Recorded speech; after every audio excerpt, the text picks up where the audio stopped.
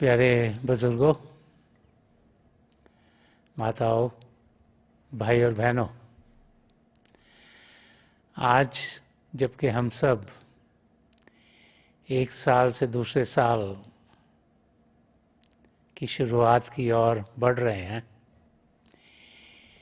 तो ये ऐसा समय है जिसमें कि हम सब ये देखते हैं कि पिछले साल में हम सब के साथ क्या हुआ। ये साल जो ख़त्म होने जा रहा है, इसमें बहुत सी तकलीफ़ें बहुत से भाई बहनों को सारी दुनिया में हुई। ये जो वायरस जो फैल गया था, उसके कारण कईयों को शारीरिक तकलीफ़ें हुई, कईयों को अपने रिश्तेदारों जिनको बहुत तकलीफ़ हुई या जो कोई चल बसे उन करके तकलीफ़ें हुई, कईयों को फाइनेंशियल तकलीफ़ें हुई। और एक ऐसा समय था जिसमें कि लग रहा था कि तकलीफ़ें ही तकलीफ़ें सब तरफ हैं। जब हम उस माहौल को देखते हैं तो हम देखते हैं कि आज जबकि नया साल शुरू हो रहा है 2021 का, उसमें हम यही चाह रहे हैं कि तकलीफ़ें दूर हो, खुशियों से हम भरपूर हों, ज़िंदगी हमारी ऐसी हो जब हम अपने नज़दीकों को मिल पाएँ और अपनी मंजिल की ओर कदम बढ़ाते चले जाएं। जब बाहर की दुनिया में इंसान का ध्यान रहता है तो माया की दुनिया है, यहाँ हम कर्मों को काटने के लिए आए हैं, इसलिए हम सबकी ज़िंदगी में ऊंच नीच चलता रहता है। कभी एक तकलीफ, कभी दूसरी तकलीफ, ये ज़िंदगी जीने का ही तरीका है। और इस ज़िंदगी में अगर ध्यान बाहर की दुनिया की ओर ही रखेंगे तो देखेंगे कि तकलीफ़ों के बाद तकलीफ़ें हमारी ज़िंदगी में आती चली जाएंगी। महापुरुष हमें समझाते हैं कि प्रभु ने जब यहाँ भेजा है तो वो चाहते हैं कि हम सुख चैन की ज़िंदगी जिएं, और उन्होंने हम सबको सुख चैन की ज़िंदगी जीने के लिए ही ये मानव चोला दिया है। इसमें वो सब पदार्थ दिए हैं जिनके ज़रिए हम अपने आप को सही रूप में जान पाते हैं और खुशियों की ज़िंदगी व्यतीत कर सकते हैं। संत दर्शन सिंह जी महाराज, जिन्होंने बहुत कुछ समझाया है, वो बार बार यही समझाया करते थे कि हम सब अंधेरी जिंदगी ना जिएं, हम जाने कि रोशनी है, रोशनी हमारे भीतर है, उस रोशनी के साथ हम जुड़ सकते हैं, हम अपने आप को सही अवस्था में पा सकते हैं और अपने कदम अपनी मंजिल की ओर बढ़ा सकते हैं।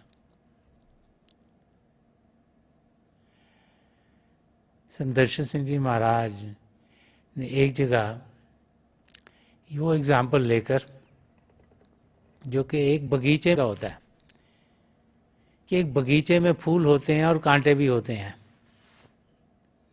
वो एग्जाम्पल लेकर समझाया है कि ज़िंदगी हमें जीनी कैसे है।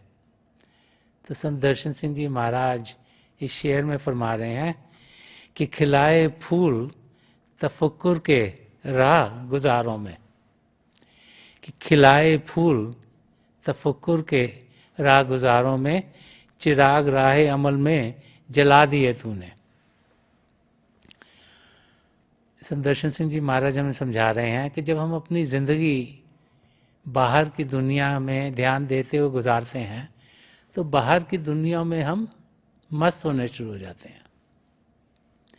कि हम जब बाहर की दुनिया में मस्त होते हैं और जब अपना लगाव बाहर की चीज़ों से करते हैं तो वो चीज़ें सब सीमित हैं, वो सदा सदा के लिए रहने वाली नहीं है। इसी करके उनसे हमें कभी सदा सदा का सुख चैन मिल नहीं पाता। वो समझा रहे हैं कि हमें उसके साथ जुड़ना है जो सदा सदा के लिए रहेगा। तो यहाँ समझा रहे हैं कि जब हम ये ज़िंदगी जीते हैं तो उसमें ज़िंदगी में कांटे भी आते हैं, फूल भी आते हैं। जब हम ये ज़िंदगी जी रहे हैं तो हम देखते हैं कि हमारी ज़िंदगी औरों के साथ भी चल रही होती है। और जब एक रास्ते पर इंसान चल रहा हो तो उधर उसको तरह तरह की चीज़ें मिलती हैं। अगर हम सब इकट्ठे चल रहे हों कहीं पर तो रास्ते में कभी एक चीज़ आ जाती है, कभी दूसरी चीज़ आ जाती है, कभी तीसरी चीज़ आ जाती है। तो जब जो जो चीज़ हमें अच्छी लगती है उस सब हम खींचते चले जाते हैं। ऐसी ज़िंदगी में जैसे इंसान जीता है, कभी एक से दोस्ती होती है, कभी दूसरे से होती है, कभी एक कार्य अच्छा लगता है, कभी लगता है कि हम ये करें, कभी लगता है वो करें, कभी लगता है दुनिया की जानकारी पाएं, कभी लगता है ये जगह देख के आएँ। तो अलग अलग चीज़ों के साथ इंसान को लगाव होना शुरू हो जाता है। और जैसे जैसे लगाव दुनिया के साथ बढ़ता चला जाता है तो हम देखते हैं कि वही चीज़ें जो हमें लगता था फूल के माफक हैं वो हमें असलियत से दूर ले जाती हैं। क्योंकि हम सबको समय मिला है इस मानव चोले में होने का, और जब वो उन चीज़ों में लगता है जिससे हमें कुछ फ़ायदा नहीं होता तो उस समय हमारा बर्बाद हो रहा है। तो वही चीज़ जो देखने में शायद अच्छी लगती है, सुनने में अच्छी लगती है, लेकिन वो जो जो असलियत है जो हमने करनी है उससे हमें दूर लेके जाती है, तो वो हमारी ज़िंदगी में खराबी ले आती है। तो संत दर्शन सिंह जी महाराज फरमा रहे हैं कि जब इस दुनिया में से हम गुजर रहे होते हैं, जी रहे होते हैं यहाँ पर, तो उसमें असलियत की जानकारी कैसे पाएं? वो लोग खुशकिस्मत हैं जिनकी ज़िंदगी में किसी संत महापुरुष की दया मेर हो जाती है। वो लोग खुशकिस्मत हैं क्योंकि उनकी ज़िंदगी में फिर एक रास्ता दिखता है जो फूल ही फूल हों, जो खुशियों से भरपूर हो, जहाँ कांटे हो ही ना। और वो रास्ता रूहानी रास्ता है, वो रास्ता आध्यात्मिक रास्ता है। तो संत दर्शन सिंह जी महाराज फरमा रहे हैं कि एक संत महापुरुष क्या करते हैं कि खिलाए फूल तफक्कुर के राह गुजारों में, कि जो सब के सब जी रहे हैं उनके रास्ते में फूल जो कि रूहानियत के फूल हैं, जो अध्यात्म के फूल हैं, वो रास्ता जो कि अध्यात्म की ओर हमें लेके जाता है, वो रास्ता ऐसे महापुरुष हमें दिखाते हैं। और फिर उसके साथ क्या होता है कि चिराग राहे अमल में जला दिए तूने, कि वो जिंदगी जो बाहर की दुनिया के अंधेरे से भरपूर थी उसमें रोशनी ऐसे महापुरुष ले आते हैं। वो रोशनी जो हम सबके भीतर है, वो रोशनी जिसे शब्द कहा गया है, जिसे नाम कहा गया है, वो रोशनी जिसके साथ जब जुड़ते हैं तो हमारा ध्यान बाहर की दुनिया से हटके पिता परमेश्वर की ओर हो जाता है। तो ये जो नया साल आ रहा है, इसके लिए जो स्लोगन हम हर साल के लिए कुछ ना कुछ सोचते हैं, ऐसा बनाया है कि जिसमें हम प्रभु की रोशनी में हर समय रहें, कि बैस्क इन द इनर सन इन 2021, कि हमारे अंदर प्रभु की जोत जल रही है, उसकी रोशनी है, प्रभु का सूरज हम सबके अंदर जागृत है, उस रोशनी में हम हों। अगले साल में पूरी कोशिश करें कि ज़्यादा से ज़्यादा समय हम अध्यात्म की ओर दें, अंदर की दुनिया में बढ़ें, भजन सिमरन करें, प्रभु के शब्द के साथ जुड़ें, ताकि जो मन माया के पर्दे हम सब पर पड़े हैं वो हट जाएं। क्योंकि जब उस ज्योति के साथ जुड़ेंगे तो फिर हम उस ज्योति को औरों तक भी पहुंचा सकेंगे। जब अंदर से शांत होंगे, अंदर से सुख चैन की ज़िंदगी जिएंगे, तो हम देखेंगे कि बाहर की ज़िंदगी खुद ब खुद बेहतर होनी शुरू हो जाएगी। तो जो नया साल है ये खुशियों से भरपूर हो।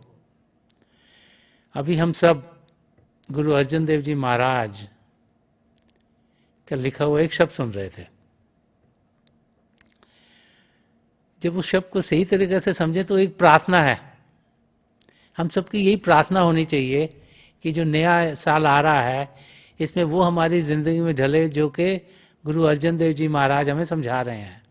वो फरमा रहे थे कि तुम करो दया मेरे साईं, कि पिता परमेश्वर से ये प्रार्थना है कि हे प्रभु आप मुझ पे दया कीजिए। जब तक आपकी दया नहीं होगी तब तक मेरी बेहतरी नहीं होगी। कि हे प्रभु आप देने वाले हैं, आपके ज़रिए सब कुछ मिलता है, आप मुझ पर दया कीजिए। और क्या दया कीजिए कि ऐसी मत दीजिए मेरे ठाकर सदा सदा तुझ ध्याए। तो गुरु अर्जन देव जी महाराज ये फरमा रहे हैं कि हे पिता परमेश्वर आप मुझे ऐसी समझ दीजिए जो मेरी समझ है वो सही हो। क्योंकि जब मेरी समझ सही होगी तो मेरे विचार सही होंगे, जब मेरे विचार सही होंगे मेरे बोल सही होंगे, जब मेरे बोल सही होंगे मेरे कार्य सही होंगे। तो कैसी मत, ऐसी मत दीजिए मेरे ठाकर सदा सदा तुझ ध्याए। फिर मेरे ऐसी समझ दीजिए कि मैं हर समय ध्यान आपकी ओर करूं, आपके नाम के साथ जुड़ूं, आपके शब्द के साथ जुड़ूं, आपकी ओर मेरा ध्यान रहे। मेरा ध्यान दुनिया की ओर ना हो, आपकी ओर हो। क्योंकि जब ध्यान पिता परमेश्वर की ओर होता है सब चीज़ें ठीक रहती हैं। जब हम अपने धर्म स्थानों में जाते हैं तो हम सुखी क्यों होते हैं, हम खुश क्यों होते हैं? क्योंकि हमें लगता है कि हम पिता परमेश्वर के साथ हैं। तो जब जिंदगी में ध्यान इंसान प्रभु की ओर करता है तो सुख चैन की ज़िंदगी जीता है। तो गुरु अर्जन देव जी महाराज ये फरमा रहे हैं कि ऐसी मत दीजिए मेरे ठाकर, हे प्रभु मेरी ऐसी समझ कीजिए कि सदा सदा तुझ ध्याई, के मैं आपकी ओर ध्यान हर समय रखूं। और आगे फरमा रहे हैं तुमरी कृपा ते मोह मान छूटे बिनस जाए भरमाई। वो फरमा रहे हैं कि आपकी जब कृपा होगी तभी जो मेरे अंदर मोह है, जो औरों के साथ लगाव है वो छूटेगा, जो मेरी ईगो है, जो मेरा मान है वो छूटेगा। क्योंकि जब तक आपकी कृपा नहीं होगी मैं बाहर की दुनिया में जुड़ा रहूँगा, मैं अपने आप को सबसे बेहतर समझता रहूँगा और मैं असलियत की जानकारी नहीं पा सकूँगा।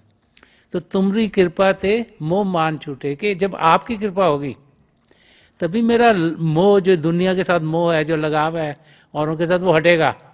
जो मैं अपने आप को बहुत कुछ समझता हूँ वो दूर होगा। मैं एक नम्रता की ज़िंदगी जीऊँगा। और कह रहे कि बिनस जाए भरमाई, कि जो भरम की ज़िंदगी में जीता हूँ वो मेरा भरम दूर होगा। मैं सोचता हूँ ये बाहर की दुनिया असली दुनिया है, मैं सोचता हूँ जो भी मुझे दिखता है वही सब असली है। मैं भूल जाता हूँ कि ये भरम की दुनिया है, ये माया की दुनिया है, यहाँ जो दिखता है वो असली है नहीं। तो जब आपकी कृपा होगी तभी मेरा भरम टूटेगा कि असली दुनिया अंदर में है, सारी खुशियाँ अंदर की दुनिया में है। ये बाहर की दुनिया में जीते जीते ध्यान अंदर की दुनिया में करना है। यही जब मेरा ध्यान आपकी ओर होगा तभी मैं ऐसी जिंदगी जी पाऊंगा। और आगे फरमा रहे हैं कि अनद रूप रव्यो सब मधे जत कत पेखू जाए। वो फरमा रहे हैं कि जो सदा सदा का सुख चैन है, जो अनंत की अवस्था है, वो सब जगह है।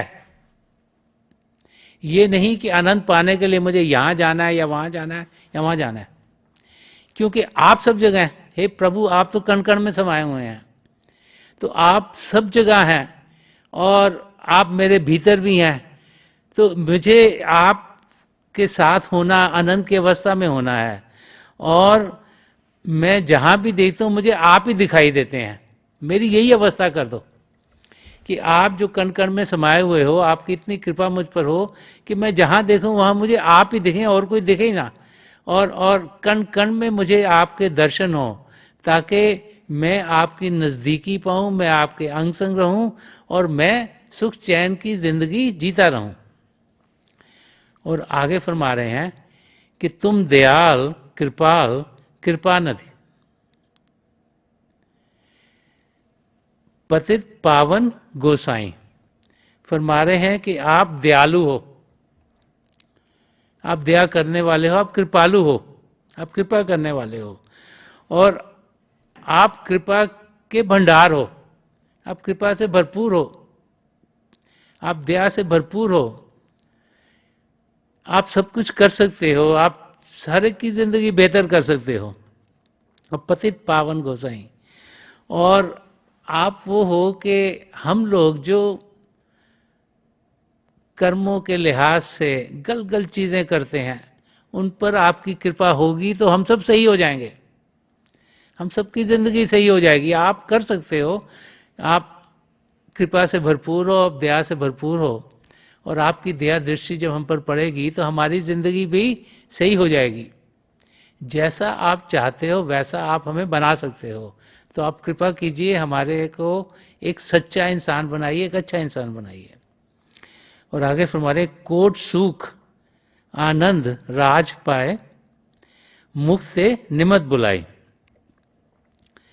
वो कह रहे हैं कि थोड़ा सा भी मेरा ध्यान जब आपकी ओर जाता है, जब मेरे लबों पर आपका नाम आता है, मेरा ध्यान आपकी ओर जाता है, तो करोड़ों सुख मुझे मिलते हैं। कोट सुख आनंद राज पाए, तो करोड़ों सुख, करोड़ों, जैसे पुराने ज़माने में इंसान सोचता था जो राजा महाराजा था वही सुखी है, तो करोड़ों राज मिलते हैं, करोड़ों सुख मिलता है मुख से निमक बुलाई के। जब ज़रा सा भी आपकी ओर ध्यान जाता है, जब मेरे मुंह से आपका नाम निकलता है, जब मेरा ध्यान आपकी ओर जाता है, तो करोड़ों किस्म के सुख मुझे मिलते हैं। और आगे फरमा रहे हैं कि जाप ताप भगत सापूरी, जो प्रप के मन भाई। फरमा रहे हैं कि जाप ताप भगत सापूरी, फरमा रहे हैं कि जो हम ध्यान आपकी ओर करते हैं, सिमरन करते हैं, मन ही मन आपके नाम का जाप लेते हैं, आपकी भक्ति करते हैं, आपकी पूजा करते हैं, पाठ करते हैं, तो वो वैसा हो जो आपको भा जाए, जो आपको अच्छा लगे। जो ही आपको अच्छा लगे उस किस्म की भक्ति हमारी ज़िंदगी में दीजिएगा। जैसा आप चाहें वैसे ही हमारी ज़िंदगी में हमारा ध्यान उस ओर हो, ताकि हम भक्ति भाव से इस ज़िंदगी को गुजारें। और आखिर में फरमा रहे हैं कि नाम जपत तृष्णा सब बुझी है, नानक तृप्त अघाई। तो फरमा रहे हैं कि आपका जब नाम लिया, जब सिमरन करा, प्रभु के नाम के जाप को सिमरन कहते हैं, कि नाम जपत तृष्णा सब बुझी है, कि जितनी भी प्यास थी वो सारी बुझ गई, जितनी भी इच्छाएं थी वो सारी दुनिया की हट गई, एक ही इच्छा रह गई आपको पाने की। आपके नाम का जाप करने से मैं उस अवस्था में पहुंच गया हूँ कि मैं एकदम पूरी तरीके से शांत हो गया, खुश हो गया, और मेरी ज़िंदगी ऐसे हो गई जिसमें कि हर एक चीज़ जो मुझे चाहिए वो मुझे मिल गई। तो गुरु अर्जन देव जी महाराज ये एक प्रार्थना पिता परमेश्वर के चरण कमलों में कर रहे हैं, और यही मेरी प्रार्थना इस मौके पर कि जो नया साल आ रहा है 2021, इसमें प्रभु की इतनी दया में हम सब पर हो कि हम एक सच्चे इंसान बने, अच्छे इंसान बने, ऐसे इंसान बने जो प्रभु चाहते हैं कि हम बने। प्रभु चाहते हैं हम अपने आप को जानें, प्रभु चाहते हैं हम अपने आप को पहचानें, प्रभु चाहते हैं हम अपनी आत्मा जो कि हमारा असली रूप है उसका मिलाप परमात्मा से कराएं। जब उनकी दया में होगी तो वो हमारी जिंदगी में ज़रूर ढलेगा। और प्रभु हम सबसे दूर नहीं, हम सबके भीतर ही हैं। तो इस नए साल की शुरुआत हम भजन अभ्यास से करें। आप सब जहाँ भी बैठे हैं आराम से बैठ जाइएगा, अपनी आंखें बंद कर लीजिएगा। ये जो आंखों के डेलें आई वो सीधी सामने होनी चाहिए, जैसे 8-10 दिन सामने आप अपने अपने फोकस हो। आंखें बंद करते ही वो भाई बहन जिन्हें नाम की देन मिली है आप सिमरन कीजिएगा। और जो भाई बहन यहाँ नए हैं वो पिता परमेश्वर के किसी भी जाति नाम का जाप करें। शुरू में आपको शायद अंधेरा दिखाई दे, थोड़ी देर में उस अंधेरे में आपको रोशनी के चिन्ह दिखाई देंगे। जो कुछ आपको दिखता है उसके बीच में देखिएगा। मेरी पिता परमेश्वर के चरण कमलों में यही प्रार्थना है कि जो जो हम सबके लिए बेहतर है वो ही हमारी ज़िंदगी में ढले। जो पिछली सेंचुरी के महापुरुष हैं, हजूर बाबा सावन सिंह जी महाराज, परम संत कृपाल सिंह जी महाराज, दयाल पुरुष संदर्शन सिंह जी महाराज, उनके चरण कमलों में यही प्रार्थना है कि हमें जो हमारे भीतर प्रभु की ज्योत जल रही है उससे जोड़ें, प्रभु के शब्द के साथ जोड़ें और हम तेज़ी से अपनी मंजिल की ओर बढ़ते चले जाएं।